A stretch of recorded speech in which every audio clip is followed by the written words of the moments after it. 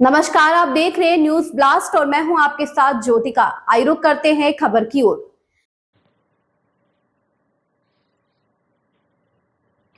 भारत पाकिस्तान के युद्ध के माहौल के बीच अयोध्या की सिक्योरिटी भी महत्वपूर्ण हो गई है।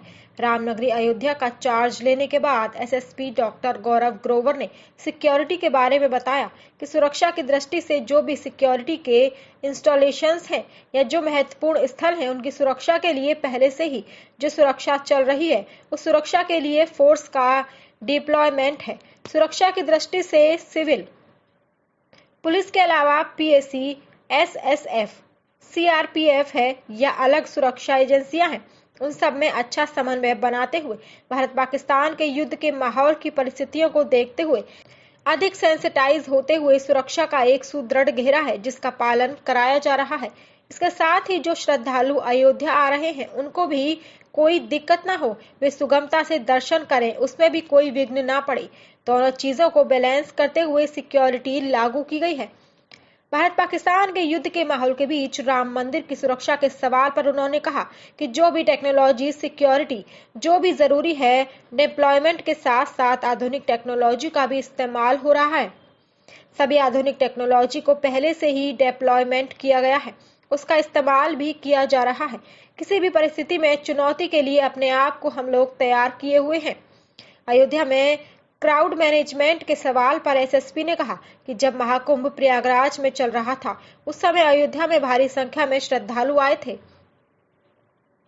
इससे पहले जब प्राण प्रतिष्ठा का कार्यक्रम हुआ था उस समय भी भारी संख्या में श्रद्धालु अयोध्या आए थे। इन दोनों इवेंट्स को बहुत ही सुचारू ढंग से जिला प्रशासन, पुलिस प्रशासन ने व सभी सुरक्षा एजेंसियों द्वारा जो भी सिक्योरिटी लागू की गई थी वह आज की डेट में भी लागू हो रही है। क्राउड कंट्रोल के लिए जरूरत पड़ने पर इस तरह की सिक्योरिटी लागू की जाती है। परिस्थितियों के हिसाब से कुछ और अगर बेहतरीन करना होगा तो परिस्थितियों के हिसाब से वह भी किया जाएगा।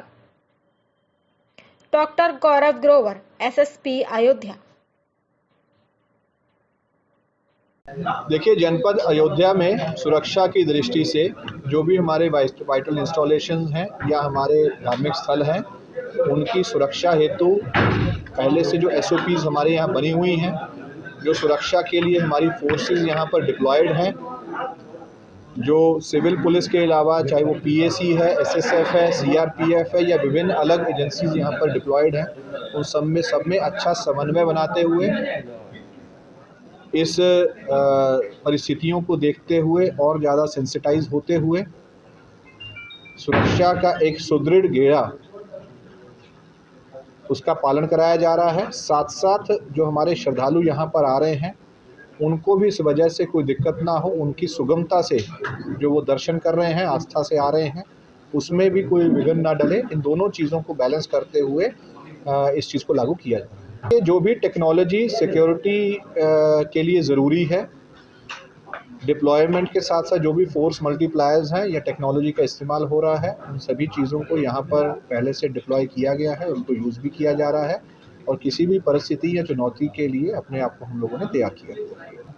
देखिए, जैसा कि मैंने पहले भी कहा कि जनपद अयोध्या में वर्ष 2025 में जब महाकुंभ प्रयागराज में चल रहा था उस समय पर भारी संख्या में यहाँ पर श्रद्धालु आए थे और उससे पूर्व वर्ष 2024 में जब यहाँ पर प्राण प्रतिष्ठा का एक भव्य कार्यक्रम हुआ था उस समय पर भी भारी संख्या में वीआईपीज़ के साथ साथ श्रद्धालु का मूवमेंट यहाँ पर हुआ था।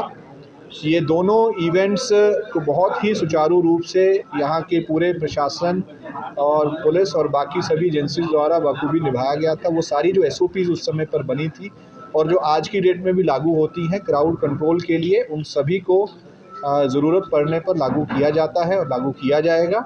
और परिस्थितियों के हिसाब से अगर आगे आने वाले दिनों में उनमें और कुछ बेहतरी करनी है तो परिस्थितियों के हिसाब से वो भी किया जाएगा। इस खबर में बस इतना ही। बने रहिए न्यूज ब्लास्ट के साथ।